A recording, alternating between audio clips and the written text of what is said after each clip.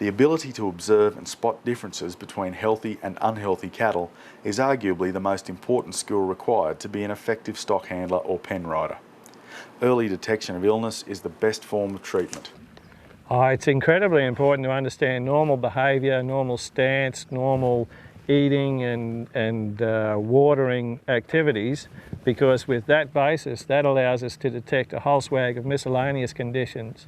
For instance, signs of urinary stains will be expressed by abdominal discomfort. Now in the extreme case this might involve treading on one spot, throwing themselves down, walking backwards. So those abnormal behavioural signs alert us to the fact that we have a medical condition which has in most cases a nutritional basis, so we can then pursue it further. So we really have to understand how the normal animal looks and behaves. There's no particular pattern that you should adopt when moving through the pen. Your focus should be on the cattle, and if you move in such a way that it lets you inspect all the cattle in the pen, and if some are sitting down, resting, walk through them and actually get them to their feet so you can have a proper look at them. That's the important thing, not any particular pattern, focus on the cattle. While you may not always be able to instantly recognise the particular illness that an animal has, it is important that you're able to recognise any abnormal behaviour which may point to a health concern.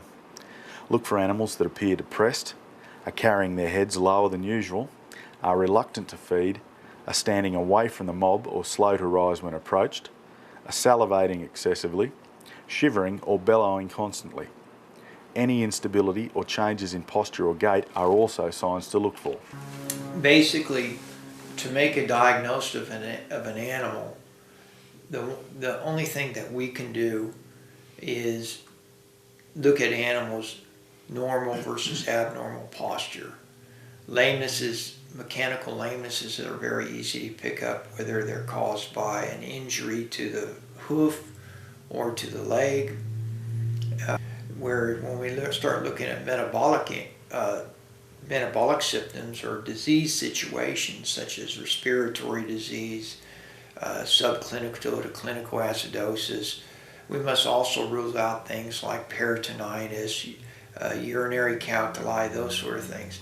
These animals will stand abnormally, they'll stand out, their posture will be abnormal. One of the things that we can note is when we are moving the cattle within the pen to look at the health of the cattle.